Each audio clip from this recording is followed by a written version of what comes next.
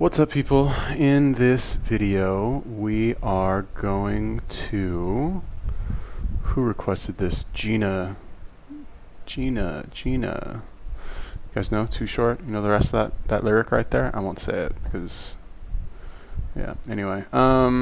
Okay.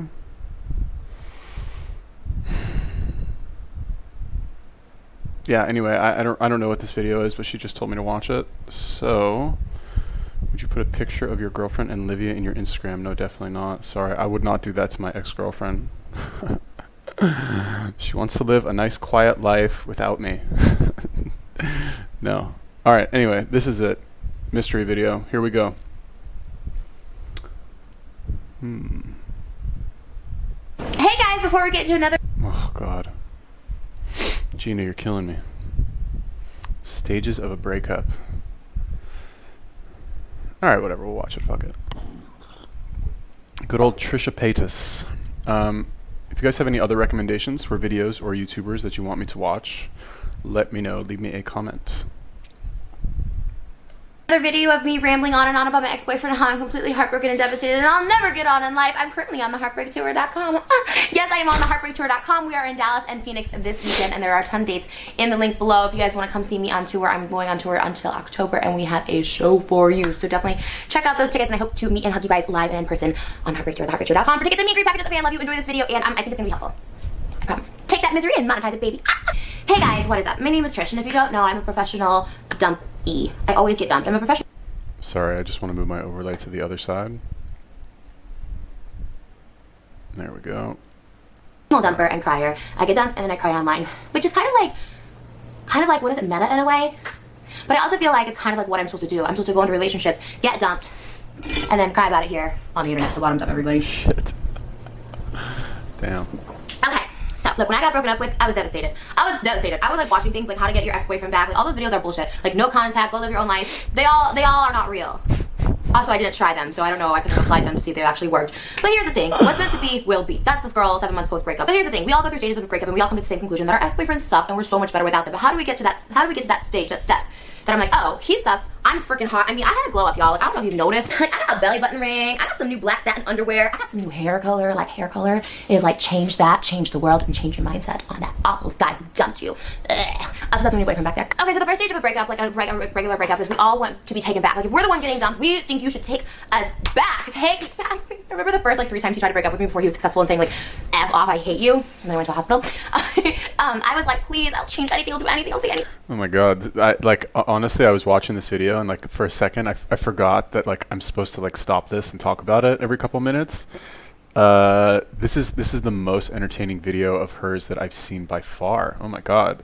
Does she have other videos like this? This is very entertaining. So a couple things. Number one, what does she go on tour for? She's a singer or something? Because I think I remember seeing she does music videos or something like that. So I'm kind of getting that vibe. I have no idea. Professional dumpee. I'm also a professional dumpee, Trisha. We have that in common. And she's right. You know, when you break up with somebody or when somebody breaks up with you, at first you're devastated. Even if you know the relationship's not good, you're just like, why? What did I do? You could probably tell it's headed in that direction anyway, right? You could just kind of tell the person's just not that into you anymore. And you really beat yourself up about it. I mean, I did at least. But she's right. After a couple months, or eventually at some point, you're like, oh my God, thank God that person fucking cut it off with me. Thank God. You realize you're just so much more better off as a result. Yeah, and literally, I of course. For those of you, I guess there's some people out there who have never been in a relationship, but for those of you who have, we have, or I don't know if you guys do, but I have my own kind of ranking as far as which ones I considered the best, I guess, or the least mistake, if that makes sense. And I'm not saying I hate all of them or anything like that. I don't bear most of them ill will. Some maybe a little bit, but some of them, I don't talk to them. I don't think that I don't understand how these people who can talk to their exes, I don't understand how you do that. I really don't get it. I guess it depends on the intensity of the relationship. Um, but yeah, even those ones where I like am able to like recognize the fact that they're like good people, I still am like kind of like, thank God I'm not with that person anymore. No offense to any of you if you might watch this someday. I doubt any of you will, but maybe. Yeah, no offense to most of you. Most of you. Okay. Speaking to anybody, please, like, take me back. We belong together. Blech. Like, first of all, don't beg anybody to take you back. Like, I'm so embarrassed that was even me. You know what I mean? I wouldn't even do that to Keanu Reeves, much less my last boyfriend. I was just like, but you're in love and you don't want change and you don't want to like break away from that person. You're like, this is comfortable, this is amazing. Like, I have someone and I don't want to go back to being lonely, so just stick with me. They don't want to take you back and then you're just reliving all their wonderful memories together. Oh my gosh, you got me $10,000 Hamilton tickets. Oh my God, you got me a $7,000 Cartier necklace. Oh my God, you got me a $6,000 Chanel purse. Oh my God, you got me a $3,000 Pomeranian puppy. All my happy memories are just him spending money on me. You really do relive like great moments with your ex, right? You just think of all the happy times. I was like, oh my gosh, we got back from a trip and from an airport and busy day traveling internationally. We get in bed, we're both so tired, but I'm hungry and no Postmates that are worthy of my body is open. So what does he do? He gets up and makes me buttered pasta penne at 1 a.m. I'm like, oh my God, he's so sweet. Or you just think of the effort they put in to come see you. Oh my gosh, every single night he'd come see me, even though he has to wake up at 5 in the morning. He drove across town just to come spend the night with me so I wouldn't have to be alone. Oh my God. Reliving happy moments is only going to hurt you more. I have a lot of happy moments that I put on my social medias and I looked back and I was like, oh, he dressed up with me and took me to Disney World for the first time. And oh, we celebrated my birthday in Bora Bora. And like, he was just like, you always think of the good things. Oh my gosh, he would drop everything to come like help me film a video. So I think it's okay. So like, fine. She made the joke about like all of their happy memories together are him spending money on her. It's kind of funny. Like, I think that just kind of like slipped out, and she like recognized what it was later. And props to her for not cutting that out. Right. I don't think this is like scripted. I think this is literally her like, okay, I'm gonna do my hair. You know, fucking do my makeup. And like put on my bikini and like basically like talk about how I'm over my ex-boyfriend, which is like, I don't want to say this is like, I'm thinking like 3D chess over here, right? I'm thinking like, okay, she obviously made this video to like get his attention. You know what I mean? Like, I'm so over this guy. Let me tell everybody how over him I am. By the way, look how hot I look. You know what I mean? With my like, you know, she looks much better now as opposed to the other videos I've seen of her where she's like eating Burger King in her car. Or like looking really fat in a bikini and like crying about how fat she is, right? This is clearly like the opposite of that. But you know what I thought was what this reminded me of? So like when I originally moved to Israel, right? I moved there in 2006. I was like, oh, I'm gonna move there. I'm gonna join the army, blah blah blah. And the way that it works when you move to Israel is that if you if you do it the official way, if you do it the proper way, and you apply to become a citizen, which is what I did. Basically what they do is the government will give you a lot of aid, right? Some of it is financial aid and other stuff is like government sponsored programs that will help you learn Hebrew, because they know nobody speaks Hebrew. Like random people in other countries, like maybe like some like hardcore like religious Jews like learned Hebrew in elementary school and they barely speak it like a little bit.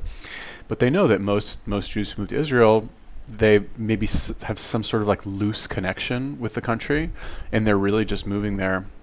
Honestly, let's just call it what it is. They're just moving there like in hopes of a better life, right? You have a lot of like Russian immigrants, or it's really just like, honestly, like you're an immigrant, right? Why does anybody move to another country?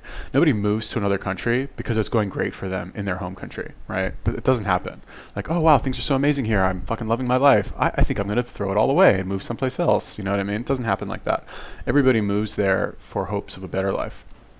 So anyway, when I moved there, I was put on a kibbutz, right? To like, all right, so kibbutz, I don't want to get into a whole fucking explanation, but basically, how do I say this in one sentence? When Israel was founded as a country, there was like nothing there. It was like fucking dirt and like rocks.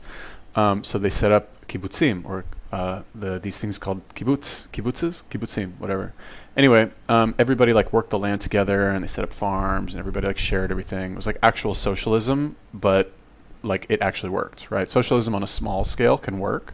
On a large scale, it doesn't work. Okay, so anyway, these kibbutzim are still around, and what they do now, they're not as socialist as they used to be, but there's still like some element to that. But anyway, you have a lot of immigrants that will go there and study Hebrew, right? And what's called an ulpan, which is like basically Hebrew school. Think about it like that. Anyway, the point. When I moved there was this girl. She was South African, and she was smoking hot, right? Michelle, I'll never forget, smoking hot, but like off her fucking rocker, like gone, like just insane, totally shameless, completely shameless, right? And very, very like money focused, right? And I thought it was strange, but like I remember when I was talking to her, she had moved from South Africa, and she would always talk about her boyfriend Manoli, right? Manoli, he's my Greek. I can't do the South African accent now, but like Manoli, he's like my Greek South African, my Greek boyfriend, and like whatever. I can't do it. Anyway, she's talking about her Greek boyfriend. I don't know if he was like actually a real person or she just like made it up. But anyway, she's a hot girl, and she would like go out wandering around the town, and she would always find these like rich guys to like buy her things. She didn't speak any Hebrew, was like totally new in the country. And I remember thinking to myself, like, how does she do it? You know what I mean? Like what's the secret? How is it that some girls are just naturally able to kind of like get guys, not just get guys to buy them shit, but like find guys who are willing and have the means to spend lots of money on them? And what I realized is that people like this, they just feel like they deserve it. That's really what it is. At the time, I found out this later, this wasn't true, but like South African Jews, they generally have a lot of money, like mega bucks, right? This is what I thought at the time. So I was like, oh, she used to come from like this like family with lots of money, and she's just used to people like buying her shit. And now, she's like in another country, and that's still her like frame of mind. That's still what she feels like she deserves. So she's naturally just going to kind of look for that, right? It's kind of like law of attraction, secret type shit. Like what you expect to deserve, what you think you deserve is what you will get. Anyway, I was watching this. I just thought of that. Let's move on here. Video or take pictures for my Instagram or like cuddle with me at night. Like you think all the happy stuff, and ultimately that's just going to make you want him more and more and more, thinking, well, the happy times. Then you're going to continue to beg him back, and then you're going to look desperate, and desperate is not attractive to anyone. I mean, unless you look like this. So by reliving those happy moments, you're going to just beg him and beg him to take you back. Now, this is something that is going to be tea. It's going to expose me, but I also feel like it's relatable because so many females I've talked to in my real life have been like, I've been with a guy who has driven me that crazy. And if they drive you to the point of being this crazy, again, is it worth the relationship? Should you have to try this hard and beg someone to be a part of your life? The answer is no, but we all do this at this stage of the relationship. So, again, the night of my birthday, which was May 8th, he's officially stopped talking to me, and he didn't block me because I called and I wasn't blocked, but he just wasn't responding. And these are my thirsty text messages. Oh my God.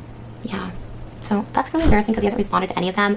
And yeah, you beg him to take you back, and it happens, and it's real, but it's going to make you then feel worse that you're not wanted and that no one is going to want you or love you, which will then put you in this depression of, I'm not wanted, I'm not good enough, like he doesn't want me back. If he doesn't want me, nobody will want me. I told him my secrets, I told him everything about me.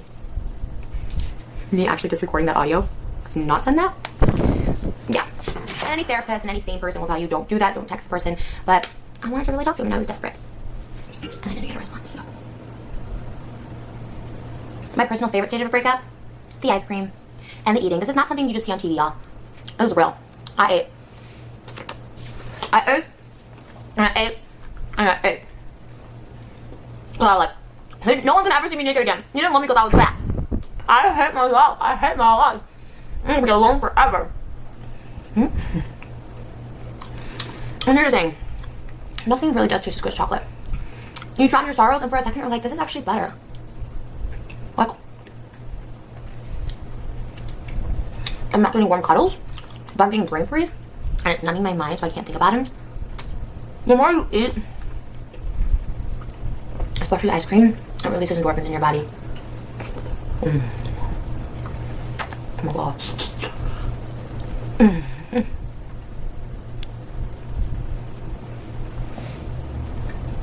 I should have some more spoon. That was so good. Rocky road will get you through temporarily. Trust and believe that. You eat and eat.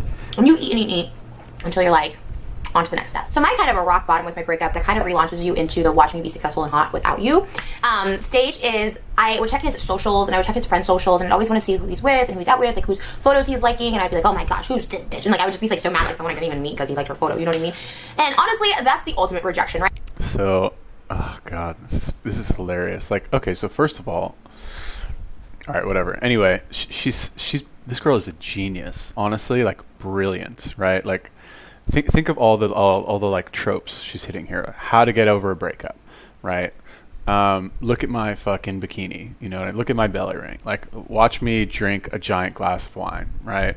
Watch me eat ice cream because I'm sad with a giant spoon, and now we're going into like You know, it's all just so like recognizable, right? It's like when you talk to somebody, when you're speaking words to somebody else who's speaking words back to you in a conversation, as it's normally known.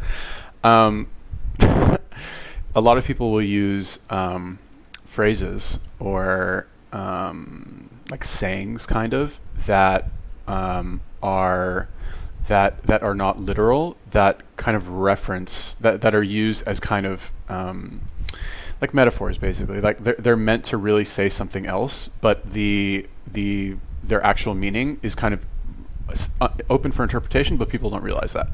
Whatever. Anyway, what I really mean by that, I honestly forgot why I even brought this up, but what I mean by that is that there's certain things that demand a certain type of response from some people, right? So for example, right, if you say to someone, "Do me a favor," right? Do me a favor. That could mean anything. You can ask for anything. Do me a favor, pass the salt. Do me a favor, don't talk to me like that. Do me a favor, can you scoot over a little bit and, you know, make room for me so I can sit down? Do me a favor, I need you to go and pick up my dog from something, blah, blah, blah. The phrase "do me a favor" does something to the other person's mind that automatically makes them more receptive to complying with whatever you want, right? And that's one example of something that will make somebody more compliant, right? But the point is that the phrase "do me a favor" is very familiar to us because it's a phrase that a lot of us use in, I don't know, daily conversation, but a lot of us use it frequently. So these tropes that I call them, or I guess like a trope is kind of like a meme, right? But like a real life meme. These tropes that she's using are all designed to like elicit some sort of feeling, some sort of response from people. And she's layering them one on top of another. I'm not sure if this was like storyboarded or scripted, or if she literally just was like, okay, here's what I'm going to do. I'm going to get my giant glass of wine, I'm going to get my ice cream, and I'm just going to like talk about this shit. And it's all just like coming out naturally, right? If that's the case, if this, I honestly don't know what's more brilliant, right? Like actually sitting down and scripting this entire thing and like picking those specifically, or just being like a normal person who just happens to like hit on all of these without even trying. Either one is like honestly like mind-bogglingly brilliant in my opinion. I had another point. I don't remember.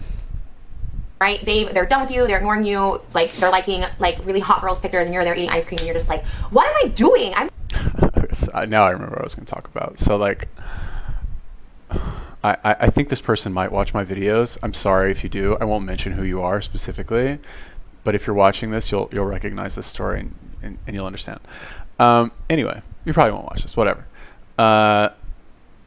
Maybe you do. I don't know. Who cares? So anyway, earlier in the year, I was hanging out with somebody, and this person had just recently gone through a breakup, right? And what she's saying now, where like this person was like obsessively checking their ex's Instagram, and like I would get to hear like all of this conversation, like, you know, I was like on his Instagram and I saw that he like liked this other girl's picture and he commented with, you know, this type of smiley face. So like, what does that mean? And I'm just like, you know, I'm trying to be a good friend, so I'm like playing the like sounding board, but I'm just imagining, like honestly, this girl, I don't know, because the way Trisha's telling the story, it's like in the past, she doesn't seem like doesn't seem like she's going through that same thing anymore. But when somebody's going through that and they're like obsessing over every little detail like that, it's kind of scary, right? So anyway, whatever, that was my random story. I'm gonna show him. My ass is cuter than that girl's ass. Like, watch this. Like, that's the next stage of launching into like revenge. Look how hot I'm getting. Making yourself look like you're living your life and having the time of your life online. And that's what I was trying to do. I was just like, look at me. Like, I have all of my exes that I still talk to. Look at my first crush, how hot he is. Granted, I don't really have hot crushes. I really like ugly guys, but you get the idea. So while you're pretending to move on, you're also like, you know what? I need to get under another guy. Like, let me get some of that love in. Like, his eggplant wasn't all that anyways. Like, I can get someone better. So you're really just trying to convince yourself that you're okay with him without him. And then you're also trying to find like a quick hookup, a quick rebound. Like, who can I like Instagram story with so he can see, right? You're doing all this stuff, and ultimately you just end up feeling very empty. I was doing this stuff to show him, like, look, I'm happy. Look, I'm all like, I was going on Tinder dates. I downloaded Tinder again. I was going on Tinder dates and like hooking up with random people. And at the end of the day, I was like, I just want to find someone to make me feel better, to make me feel better, to make me feel better. And as cheesy as this sounds, the only person who could make me feel better was myself and my therapist. So I started back with therapy, and I've been going to the same guy ever since. And he is really, really, really, really been wonderful. I found an empathetic therapist, which is someone who like is very like relates, like is very like empath, like very like sensitive to emotions and feelings, and can like not really treat you with kid gloves, but it's not the aggressive approach a lot of my past therapists have had, or they tell me like they create problems or trauma where there wasn't really trauma. Even if they see it as there's trauma, if I tell them straight up there wasn't, my therapist is believe it as like, I'm not going to create a problem that wasn't a problem. We're going to focus on what is a problem to you, and not because of something that happened in your childhood that you're not traumatized from. If you're not traumatized, you're not traumatized, and we move on. And just working through and helping me find my own answers really was the key. Now, I've talked about therapy before, and the 4 things my therapist told me at the very beginning was I wasn't sleeping, so to get more sleep, I wasn't eating right, so to stop eating processed foods, and to try and eat a little healthier at least 4 out of the 7 days a week, because it will change the way my mental health would be. Get some sort of physical exercise, even if it was going 10 minutes around my block, and socialize more, which I definitely decided to do. And I decided to reach out to people in my life, and also say yes to other people that I normally wouldn't to, as far as like hanging out with people. Most recently, I did the Keenan JC house. Like, that's something I would never do in a million years. Like, I mean, I did something with Big Brother, and that was awful, but to do it with the YouTubers, especially when I have a reputation on YouTube as kind of being a loudmouth and kind of being someone who like just loves to just yap, you know what I mean? We have so much in common, Trisha. So much. So when I'm watching this, like I don't know if this is just like a symptom of having like too much money and too much control over your own life, right? Which sounds strange to say it like that, because obviously we all want control over our own lives, right? You think like, okay, this is my life. You want to be able to control every little thing so that you can have things the way that you want it, right? But I think if you have too much control, right, and you see this a lot with people that have a lot of money, you have too much control, you don't always know what's best for you, and you end up sometimes making your problems even worse because you're able to indulge pretty much any of your desires, limited only by your bank account, essentially, right? Like, what do I mean by that? Like, do you really need to go to do all this shit to like get over some guy? Probably not. I don't think so. I'm not her. I'm not inside her head, so I don't really know. And the other thing I was thinking is that let's say, when the process for a man going through a breakup and for a woman going through a breakup, there are some similarities, but I think overall they're different, right? There's also a lot of key differences that in my opinion, I think it makes it harder for a man to get over it, right? I remember seeing a meme once, and it was like the difference between men and women during a breakup, right? And the difference is that like after a breakup, the woman like feels awful, and then a month later she feels really good. And for guys, it's the opposite, right? After a breakup, the guy feels really good, and then after a month he feels awful, right? Because like, I don't know, I mean, obviously it can go both ways, but that in my mind kind of like, I guess that implies the guy like dumps her or something. I guess that could really be said for like dumper dumpy. Whoever breaks up with the person, right? Initially you feel really good, but then afterwards you start to kind of like wonder what if, you maybe regret it a little bit, and whatever. And it's the opposite for the other person. But for a man who, what's the difference between men and women at the end of the day is that women are generally the commodity, right? Men are not the commodity. I know women think that sometimes. Because they have their own version of a commodity, right? When they see a guy who sets himself apart from the other guys, he's got, whatever, he's more dominant socially, he's got a higher status, he's got a lot of money, he's super good looking, like whatever it is, whatever her like, criteria are for determining that he's like the prize, right? That's a much more specific criteria and applies to much fewer overall men compared to the entire population of men than it does for men and women. In other words, what I mean is that like for a man, a lot of women meet your criteria, right? Even if you're like one of these guys who have like super high standards, like, I'm not saying I have the highest standards in the world, but I think they're higher than a lot of guys. But even as quote unquote high as my standards are, I see hot girls all the time, and I'm like, you don't even think. You're like, okay, she's good enough. All right, let's go. Is kind of what you're thinking, right? So, the point is that for a man, when you're a man, you're trying to get over a breakup, it's harder because on the one hand, you have so many more options. Like your bar is much lower, but to step over that bar, right? To step over that bar and take what you want is harder because you have to put a lot of effort in, right? Especially if you're in like a fragile emotional state, it makes it that much more difficult to do that, right? Even with fucking Tinder and all this shit. Whereas with a girl, I don't want to oversimplify, but like, as a girl like this, I mean, not lose a little bit of weight, like no offense, Trisha, if you're watching this, but like, she's good looking. This is an attractive girl. Like, just drop a couple pounds, she's smoking hot. But even if not, like, get dressed up like this, do your makeup, get your blonde highlights, whatever. I don't even know, fucking go blonde, I guess. put on some like semi-revealing clothing and like go exist in public. And you'll have, guys coming up to you. Maybe one of them is like really charming, makes you temporarily forget about whatever your problem was, this guy who dumped you. It's a much more passive way of getting over it, I guess is what I'm saying. If you don't leave your house, you're like obsessively sending them text messages, fine. That's different. But like, there's a difference between like being a man and having to go out and pursue and spend money and like talk and entertain, as opposed to being a woman and just like putting on clothes and makeup and like stepping outside your house where there's other people.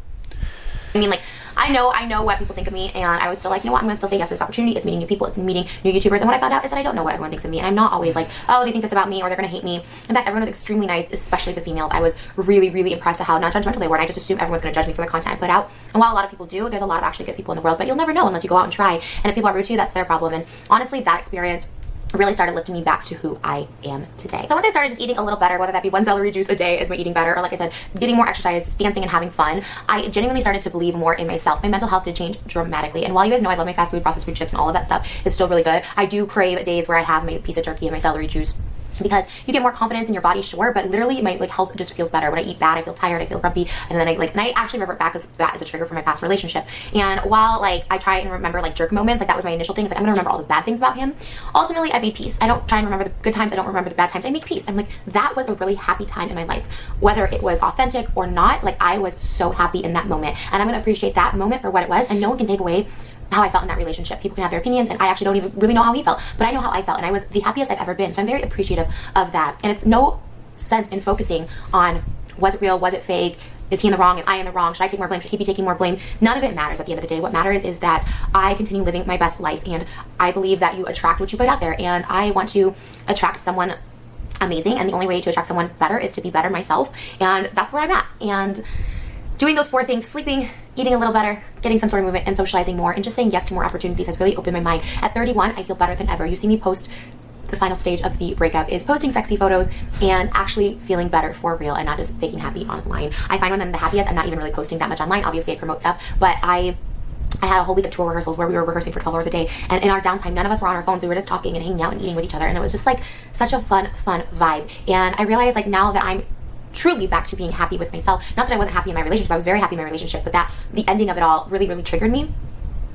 Now that I'm truly happy with myself, I'm able to read comments or something that someone's trying to tell me, oh, he's saying this, or, someone recently is like, oh, now he says he wants to be married and have babies. That's very interesting. I think, obviously it's just one quick comment about like the food choice. Obviously, if you eat healthy food, you're going to feel better, right? That's honestly why I eat healthy food. It's not, it's only because if I don't, I'm going to feel like shit. I don't like feeling like shit. Like I got enough going on in here. Like I hate myself enough that like if I get fat and like feel physically bad all the time, there's no coming out of that for me. You know what I mean? Like it's how would I even bring myself out of that? It's not. It's like in my opinion, I'm like emotionally weak. It sounds kind of strange, right? But like if you, okay, fine, I'll just tell you. In my opinion, I think that I'm like why do I do all this healthy stuff, right? Like I said, I forget what video I said it in, but it's not necessarily to pursue a peak state. There are some benefits to that, of course, but it's really to avoid a negative state. If I eat unhealthy food, I'm going to feel like shit, right? We all have like background anxiety and depression, like everybody, 100% of people. But if I like feel like shit from eating bad food, and I have to deal with my like background anxiety and depression that everybody has, and I get fat and I'm not getting like positive attention from members of the opposite sex, and what else is there? I guess that's really it now that I think about it. If I have to deal with all that, that's going to be my existence will be unpleasant, to say the least, right? And I, unfortunately, or fortunately, actually, am not a girl who can like dress up and go exist in public and get lots of distraction from male attention. Well, I mean, I guess I could like go to like a gay town or something, but I don't want that, Anyway, yeah, you can't do that for females is what I mean. Like I can't like go out and like have a bunch of girls like come up to me and like offer to buy me fucking $10,000 purses and like take me on their yacht. Like maybe that's possible. I don't know. I don't think so though. That's number one. Number two, what she said about how when she was doing her 12-hour rehearsals and in between the breaks, nobody was on their phones, they were just talking. I thought that was pretty interesting, and what it reminded me of was when I was living in New York last year for maybe July to like December. Was that 5 months, 4 or 5 months? Anyway, when I was in New York, I was, I've mentioned this before, but like I have a couple, I have like one friend, he's like basically famous in the Jewish community. And I was hanging out with him a lot because he was like my best friend. He was like really kind of the only person that I knew in New York. So pretty much like, honestly, like I latched onto him and I was like, let me benefit from all the work you put into like building your social life. But he's what's called modern Orthodox, which is whatever. I don't want to bore you with all the terms, but basically like he keeps Shabbat, right? So like anyway, I don't want to bore you with like all of the like different types of like Jewish people in New York, but basically the religious Jews, they'll do what's called keeping Shabbat, okay, which means from sundown on Friday to sundown on Saturday that you're not supposed to do any work, right? And the way that like the rabbis have interpreted that is that you're not supposed to use any electricity, and you're not supposed to, like, you can't do anything. You can't use your phone. You can't like turn on the light. You can't even like they disable the light in the fridge to be able to open the fridge and use it, right? Because like opening the fridge, and you know how the light turns on automatically, that's considered doing work. All these like random ass interpretations of what that is. But anyway, the point, like why is this significant? Because when you combine that with Shabbat being like, or the Sabbath, whatever, being like the holy day of the week, like Sunday basically. So number one, you're not allowed to work. Number two, nobody's at work. So everyone is like everyone goes to synagogue. And then afterwards, like everyone just goes and like hangs out. Like you'll go to somebody's apartment and, maybe like drink a little bit of alcohol, maybe eat, and everyone just like sits around and chills. There's no music, there's no phones. Everyone actually just like sits and talks to each other, right? And it sounds very simple, very basic, but like it was so, first of all, it wasn't hard at all to do that. It was like easy, right? Number two, it was so fun. It's like, oh my God, you don't realize like how fun that is when everybody commits essentially to just sitting around and talking about random ass shit. And like, whatever, I don't know how many of you like have actually met a Jewish person like in your real life, but Jewish people generally, like, what's the joke? They say 2 Jews, 3 opinions, right? Overanalyze everything, fucking think about stuff from like all these different angles. So like the types of conversations that would happen on Shabbat, it's like this like arguing over like not like an angry argument, but just like these like unnecessarily complex discussions about why things are this way, but what if they're that way, and like what about this little detail, what if you change that, then this will happen. It's like all these like random ass conversations, but you have that for an entire day. Maybe people drink a little bit of wine, whatever. It's very different than your normal like modern lifestyle where you're like flipping through Instagram or fuck, I don't even, what do people do these days? Like whatever, just like on your phone all the time, sending text messages. Nobody talks on the phone. People, they don't even bring their phone with them. Okay, I did because I'm not religious, but I didn't use my phone because I didn't want to be rude. I didn't want to like fucking whip out my phone, like send a text. It's just, it's rude when people aren't doing that, in my opinion. But these people don't even bring their phone for 24 hours. They don't use any technology. It's kind of amazing, in my opinion. Anyway. He's like, he wants to have another kid, and wow, he must feel really shitty. Like, reading that stuff no longer triggers me because, again, I feel happy with where I am. I always feel what is meant to be mine will be mine. I try not to stress anymore either. I was so focused on like, oh my God, I'm never gonna find someone to have kids with. Like, I'm getting older, but at 31, I've never felt sexier. I've never had better sex. Like, and I really just love myself. And it's kind of amazing, and it's kind of like a journey that you all have to get through. So go from the stages of wanting him back to hating him to pretending to be better to actually starting to feel better, and then also just appreciating the relationship for what it was. I think if you can let go of any sort of anger, which is my biggest thing, you can live a happier life. And at the end of the day, if you truly love someone, you want them to be happy. And I want him to be happy, and I truly, truly do. And anyone that I've actually felt has wronged me, even not in a relationship or I think is a bad person or whatever, I honestly, when you worry about someone else or getting their karma, like, I don't care. I don't care, like, I hope they get be successful. I just, you have to focus on you, for better or for worse. You can't look at someone and be like, wow, they're doing so good, I need to be up there. Or you can't look at someone like, oh, why are they doing good, they're a horrible person. If you can just focus on you and put the energy into you, amazing things can happen. And I have had one of the best weeks of my life because of it. And just be healthy for you, be happy for you. And if you're going through a breakup, cheers. Don't watch those videos. I watched videos so much of how to get him back, how to make your ex talk to you again. all of that stuff, you know. And then I was trying to like rekindle flames like that I had, like, or rekindle flings, or, you know, going in my past. And I'm not in the past, I'm going forward. And that's why we're starting a new chapter of a giant glass of grape juice, my Area 51 raid that I did early, wearing lingerie for me and being sexy for me, and you know what, bringing home that bag. I love you guys so much. And you're going through heartbreak, I've been there, and you will survive. Like I mentioned at the beginning of this video, I'm going on tour, theheartbreaktour.com. I will be in Dallas, Texas tomorrow, July 27th, and Phoenix, Arizona, Sunday, July 28th, and then we are going to Adventure City. Maybe that's why she did this, the Heartbreak Tour. Yeah, I mean, I'm not a woman. I don't understand like what, I mean, I guess conceptually I can like imagine what it would be like for a woman to go through a breakup. But in general, like as a man, like what advice do we get, right? What are we told to do when going through a breakup? Delete her number. Well, this is, okay, maybe this is just my own personal advice, right? Delete her number and start dating other girls. Like that's it. Like in fact, it's like a saying. It says like nothing gets you over the last one like the next one, right? Obviously, you know, it's a little bit more complex if you've been with this person for a long time. It's not like a casual thing. Like you're emotionally invested in this person.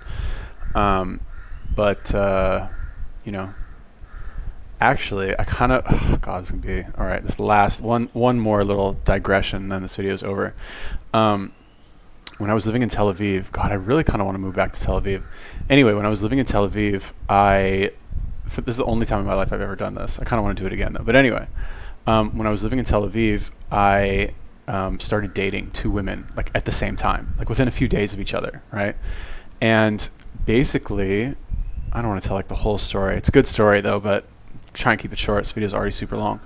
Anyway, I used to volunteer at this dog adoption place where like every Friday they would set up it was like a kennel kind of, and they would like tie, it was like at a dog park, so they would, you know, tie the dogs to a gate, to a fence, and people would like walk by. I was on a very busy street. People would walk by, look at the dogs, and maybe adopt them, right? So I used to volunteer there. I like dogs, and there were tons of girls that would like, number one, tons of girls that would volunteer, and also tons of girls that would like walk by and like fall in love with some little dog, and then, you know, naturally I would go over and chat them up, right? So this one time I went and met this girl, or she was volunteering there, and like hit it off right away. She was a volunteer, I was a volunteer. We just chatted. I chatted her up, got her number, and we like ended up dating a little bit. On New Year's, it was like right around New Year's. So on New Year's, oh God, this makes me kind of want to move back to Tel Aviv, honestly. Anyway, maybe I should. All right. On New Year's, I could tell she was like playing games. Like she didn't invite me to like hang out with her on New Year's, and I don't know if I invited her. I don't know. We were both kind of playing games, right? She thought I was a player, and I was like in the state of mind I didn't want to like pursue her or anything. Anyway, on New Year's, I met another girl, right? And like it was like whatever, a couple of her friends. One of them got really drunk, and I like helped. I was like the knight in shining armor, like helped her friend, and we all like whatever. Anyway, long story short, I started dating this other girl. I don't want to get into it.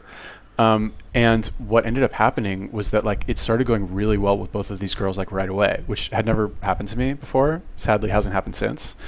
Like with two girls at once, I mean.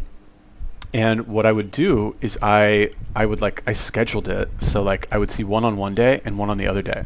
It was like literally like this one, you know, Monday, Wednesday, Friday I'd see this one, Tuesday, Thursday, Saturday I'd see the other one, right? And then like I don't know, I kept that going for like a month or two. I was exhausted. It was like I honestly, it was a type of exhausted where you're just tired all the time, but the benefit to continuing is just such a like, I don't know, I want to say like once in a lifetime opportunity, but hopefully it's not once in a hopefully I can achieve that level of like pimpness again.